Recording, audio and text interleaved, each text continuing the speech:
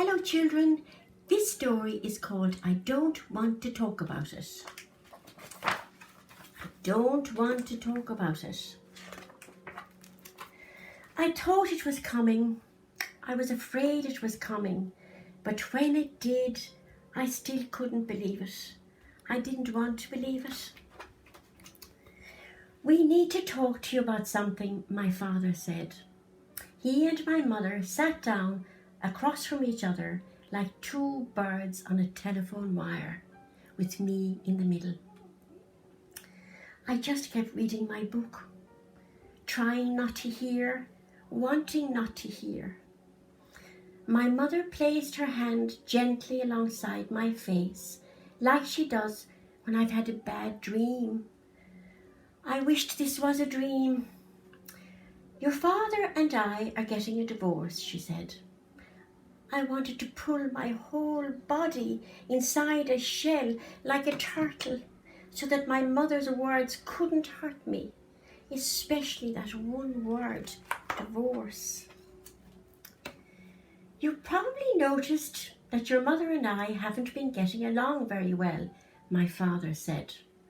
We tried very hard to work out our differences, my mother said quietly, but we weren't able to.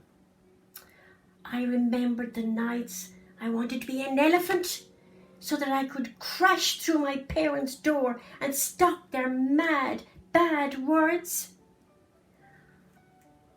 I don't want to talk about it, I said. It must be hard to hear us tell you this, my mother said. Talking about it might help. She ran her fingers through my hair like she always does when I feel sad or upset. I don't want to talk about it, I said. I wanted to toss my mane and run away like a wild horse, run as fast as the wind, as far as I could go. You're probably going to have a lot of different feelings, my mother said. Most kids do when this happens to them. I don't want to talk about it, I said. I wanted to be a prickly porcupine so that I couldn't be hurt by anything or anybody anymore. It's okay to feel mad, my father said. I don't want to talk about it, I said. I wanted to be a crocodile and gobble both my parents and their terrible, horrible news.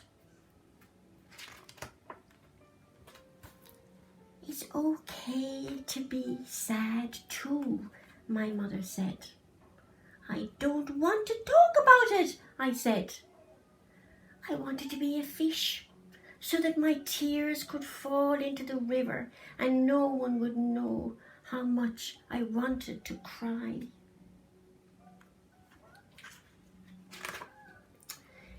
It's okay to feel scared, my father said.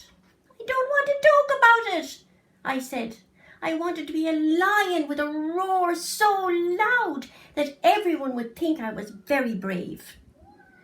None of this is your fault, my father said. It's a grown-up problem, just between your mum and me. Your dad and I have had a lot of disagreements lately, my mother said.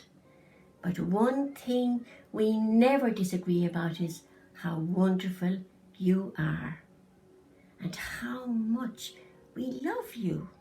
I don't want to talk about it, I roared. The room was very quiet. My mum reached out her arms. I moved a little bit closer. My dad did too. I want to be a kangaroo and ride in your pocket, I said to them.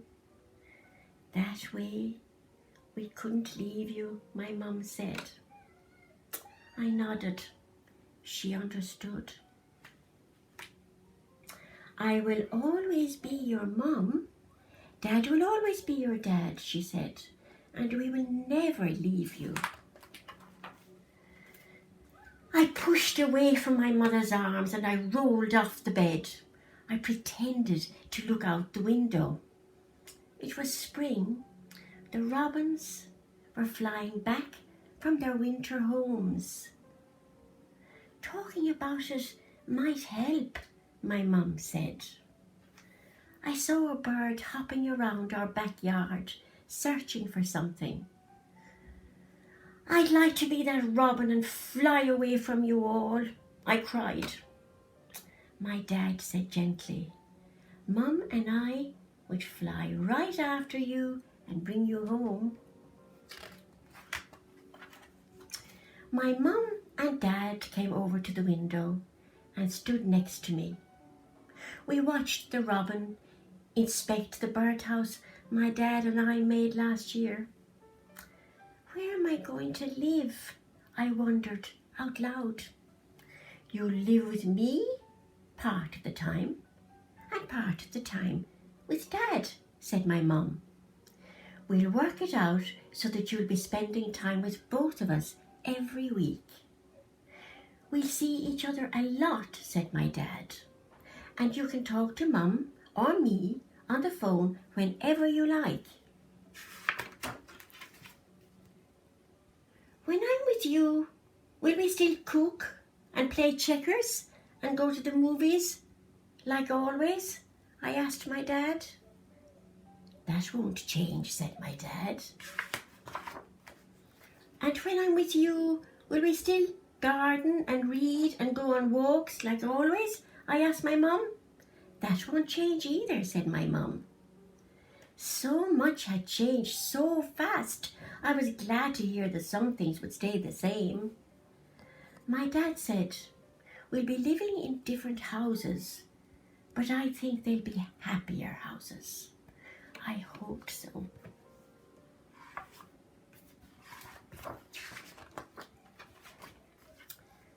So I guess I'll be kind of like the robin with two places to live. Kind of, my mum said, and you'll be loved wherever you are. I reached out and gave Mum and Dad a little bear hug. And I got a big bear hug right back. The end.